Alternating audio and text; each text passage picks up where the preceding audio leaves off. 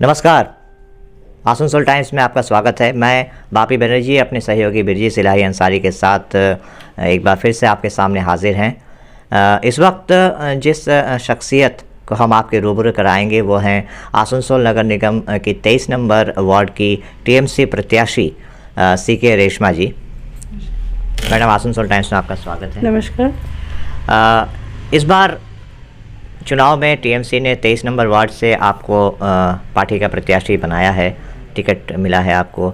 एक भारी चुनौती है, भारी जिम्मेदारी है। कैसे देखती हैं आप, और पब्लिक का, इस वार्ड के पब्लिक का क्या रिस्पांस है आपके प्रति?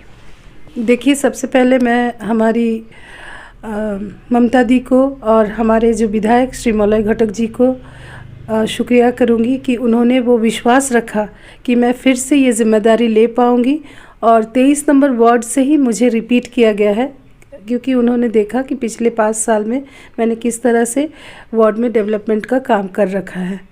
और साथ ही जो वार्ड के लोग हैं वो बहुत खुश हैं कि उनकी दीदी फिर से आएंगी तो और भी डेवलपमेंट होगा।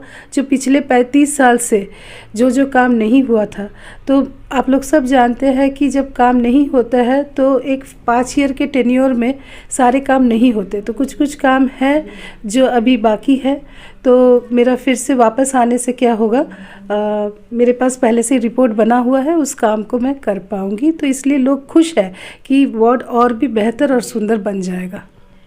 जैसे कि आपने कहा कि आप पिछली बार भी यहाँ से पार्षद थीं, तो जाहिर सी बात है ये काम करने का एक जो प्रक्रिया है उसके बीच ही आप हैं, उसमें ही आप रमी हुई हैं। तो क्या आपको लगता है कि जो काम पिछली बार किन्हीं कारणों से नहीं हो पाया था, उन कामों को आपने जैसे कहा कि वो पूरा कर पाएंगी, तो ऐसे कौन से कार्य हैं जो अभी आपको लगता है कि बाकी रह गए हैं और उनको पूरा करने की ज़रूरत है? देखिए, जब आप काम करते हो 5 साल के अंदर, जब उस वार्ड में कोई भी काम नहीं हो रखा होता है तो आपके पास ढेरों काम हो जाते हैं, लिस्ट बहुत बड़ा हो जाता है। तो लिस्ट में लगभग 70% काम हो चुके हैं। जैसे बीपीएल घर सब जो है, वहाँ ये सीपीएम के अमल में वो घर बना हुआ था, तो बार बार मेरा एप्लीकेशन कॉरपोरेशन में दिया गया था कि वहाँ पे भी जो घर है अब धीरे धीरे वहाँ पे रिपेयर का ज़रूरत है, तो सब दे रखा है। तो मेरे नज़र में है ये सब में मॉडिफिकेशन करना है। और यहाँ के जो सबसे बड़ा मुद्दा है वो है रेल का इलाका है। तो रेल के इलाके के कारण बहुत सारा काम क्या होता है, जब भी अप्रूव होके आता है तो रेल थोड़ा परेशान करते हैं, क्योंकि ये वेकेट क्वार्टर्स है। तो वहाँ पे भी बहुत सारा डेवलपमेंट का आवश्यकता है। और दूसरी बात, यहाँ पे स्लम एरिया होने के कारण महिलाएं जो हैं, यहाँ के युवा जो है, बहुत स्ट्रगल कर रहे हैं अपने लाइवलीहुड के लिए। क्योंकि मैं एजुकेशनल बैकग्राउंड से हूँ, तो मेरा बहुत बड़ा एक मिशन ही समझ लीजिए कि है, कुछ एक स्किल ट्रेनिंग यूनिट मैं करूँ, ताकि वो लोग अपना स्किल को अच्छा बेहतर करने के बाद अपना रोज़गार का एक उपाय हो पाए। जी, मेरा जो अगला सवाल था आपने उसको थोड़ा बहुत टच आपने कर दिया, क्योंकि बतौर पार्षद बिजली, पानी, सड़क, ये तो बुनियादी चीज़ें हैं, ये तो मेंटेनेंस की बातें हैं जो कि कभी ख़त्म नहीं होती ये चीज़ें। लेकिन यहाँ के लोगों का, ख़ास करके युवा का जो भविष्य है, उसको सुधारने के लिए आपके मन में क्या परियोजनाएं हैं? क्योंकि आप ख़ुद भी एक टीएमसी नेत्री होने के साथ साथ एक समाज सेवी भी हैं, एजुकेशनिस्ट भी हैं। तो इस बारे में आप क्या सोच रहे हैं कि किस तरह से इस युवाओं को, इस क्षेत्र के, उनके भविष्य को संवारा जाए, चाहे शिक्षा के क्षेत्र में हो, चाहे रोज़गार के क्षेत्र में हो? देखिए, मेरा वार्ड में जब ये 5 साल बीता, मैंने बहुत सारे बच्चों को स्ट्रगल करते देखा है। बेहतर लाइब्रेरी में जाने के लिए उनकी कोशिश, दूर दूर जाने की कोशिश।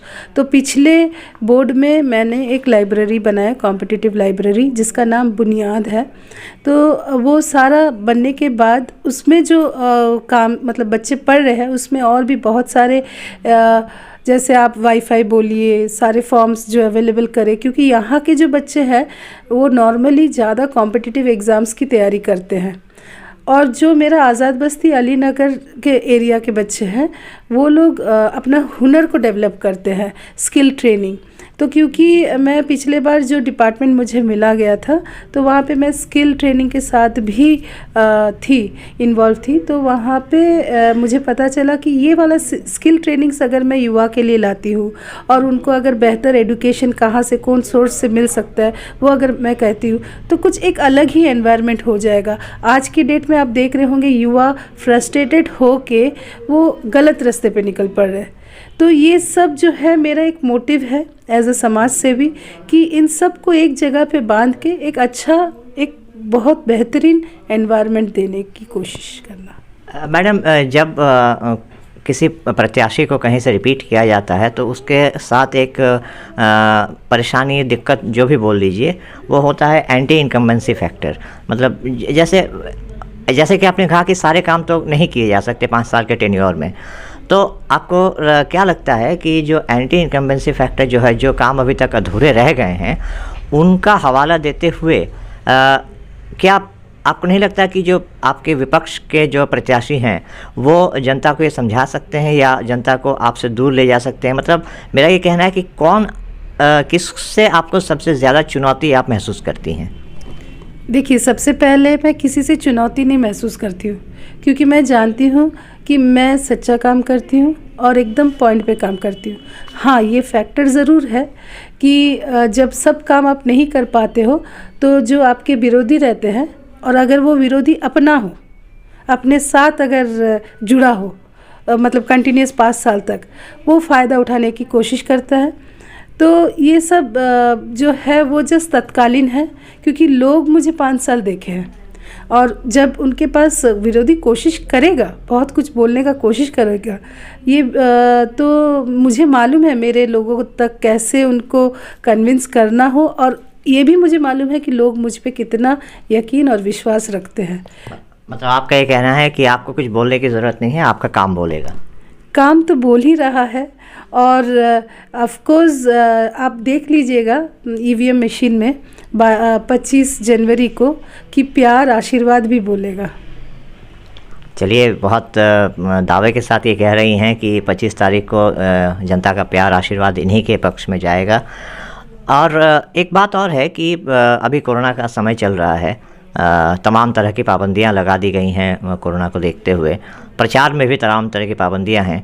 तो इन पाबंदियों के बीच प्रचार करना आप जैसी एक जननेत्री के लिए, जिनका कि संबंध जनता के साथ सीधा संबंध बनाना बहुत ज़रूरी है, तो ये आसान है, मुश्किल है? कैसे आप इसको हैंडल कर रही हैं और क्या मैसेज आप देना चाहेंगी जनता को कोरोना को लेकर? देखिए, ये जो कोरोना काल हम लोग पिछले बहुत दिनों से सफ़र कर रहे हैं, तो हम लोग ने जो सपोर्ट देने की कोशिश की है वो तो हमारी पार्टी के ओर से हमारी ममता बनर्जी, हमारे विधायक श्री मलय घटक, वो लोगों तक पहुंचा है। और हम लोग सब लोग, आज आप देख रहे होंगे कि मास्क पहन के ही मैं आपका इंटरव्यू दे रही हूं, तो ये मैसेज देना चाहती हूं कि मास्क हमेशा पहने, दूरी बना के रखें, आपसे भी दूरी बना के रखी हूँ, ठीक है। और जिस तरह हम लोग प्रचार में निकल रहे, हो जाता है कि बीच बीच में कुछ लोग बिना मास्क रहते, तो बार बार उनको मैं सावधान करती हूँ, मास्क पहन लो, मास्क पहन लो। कभी कभी छूट भी जाता है, अनदेखा हो जाता है, तो आप जैसे मीडिया वाले फिर उसका फ़ायदा भी उठा लेते हैं। लेकिन हमारी कोशिश यही रहती है कि हम सबको बोले कि खुद मास्क पहने, दूरी बना के रखिए और सारे प्रोटोकॉल्स माने, अपने आप को बचा के रखिए इस सिचुएशन में। जी, फ़ायदा उठाने एक दूसरे की बात तो हम लोग नहीं कर सकते मैडम, लेकिन हम लोग चाहते हैं कि लोग स्वस्थ रहें, जागरूक रहें। सबसे बड़ी बात है कि लोग जागरूक रहें, और शायद मीडिया का यही काम है कि लोगों को जागरूक करना। इसीलिए हम लोग मुसलसल ये कहते रहे हैं कि मास्क पहनिए, सोशल डिस्टेंसिंग का पालन कीजिए और सैनिटाइज़र का इस्तेमाल कीजिए। और मैडम, आपका भी यही संदेश है लोगों को कि स्वस्थ रहिए, जागरूक रहिए, अपने आप को और अपने अपनों को सुरक्षित रखिए। और रही बात आने वाले चुनाव को लेकर, तो इनका ये दावा है कि यहाँ इस वार्ड की जनता ने इनके पिछला टेन्योर इनका देखा है, और 25 तारीख को जब ईवीएम खुलेंगी तो जनता का आशीर्वाद इनकी झोली में ही आएगा, और एक बार फिर से यहाँ की जनता इन्हीं को अपना प्रत्याशी चुनेगी। और जो काम अधूरे रह गए हैं उन कामों को ये ज़रूर पूरा करेंगे। और सबसे बड़ी बात यह है कि यहाँ के युवाओं का और महिलाओं का जो भविष्य है उसको सुधारने के लिए, उसको और बेहतर करने के लिए वो सतत प्रयासरत रहेंगी। क्योंकि देखिए, मैं चाहती हूँ कि मैं एज अ काउंसलर जो है, आप लोग सब जानते हैं काउंसलर का जिम्मेदारी ड्रेन, लाइट, रोड का ऊपर ही फोकस रहता है, लेकिन मैं एक मैसेज भी समाज में छोड़ना चाहती हूँ कि जो वार्ड रिप्रेजेंटेटिव हो वो सबके बारे में सब तरीके से सोचे, कुछ अलग सोचे। क्योंकि हम ही लोग हैं जो, हम लोग बहुत सारे डिपार्टमेंट के साथ हम लोग इन्वॉल्व रहते हैं, कहाँ क्या फैसिलिटी क्या मिल सकता है जो हमारे युवा तक, जो हमारे महिलाओं तक पहुंचा सकते। आप तो जानते ही हैं कि हमारे सरकार में शास्त्र साथी बोलिए, लक्ष्मी भंडार बोलिए, कन्याश्री बोलिए, रूपोश्री बोलिए, हर तरह का स्कीम है। तो हमारी यही कोशिश है कि किसी को भी कोई भी दिक्कत ना हो, हर एक घर हमारे साथ जुड़े रहें। चलिए, तो सी के रेशमा जी ने काफ़ी महत्वपूर्ण बातें कही। इनका कहना है कि इनका जो लक्ष्य है, चाहे वो टीएमसी सुप्रीमो राज्य की मुख्यमंत्री ममता बनर्जी से लेकर पंचायत स्तर, ब्लॉक स्तर, निगम स्तर के एक पार्षद भी हो, सभी का यही उद्देश्य है कि सबका विकास हो, सबकी उन्नति हो और सिर्फ ये बातें न रहे, इस पर अमल भी हो। और ये लोग अमल कर रहे हैं। इसके लिए इन्होंने कई सारी परियोजनाएं गिनाई हैं जो कि राज्य सरकार की तरफ से चलाई जा रही हैं। और देखना है मैडम, आने वाले चुनाव के लेकर आपको शुभकामनाएं। और तो हम बने रहिए हमारे साथ आसनसोल टाइम्स पे। हम आगे भी आपको इसी तरह से 106 वार्डों के तमाम प्रत्याशियों से, तमाम दलों के प्रत्याशियों से रूबरू करवाते रहेंगे और उनकी बातों को आप तक पहुंचाते रहेंगे। इसके लिए आपको बने रहना होगा आसनसोल टाइम्स के साथ। अभी के लिए मुझे बापी बनर्जी अपने सहयोगी बेजी सिलाई अंसारी के साथ दीजिए इजाज़त। नमस्कार।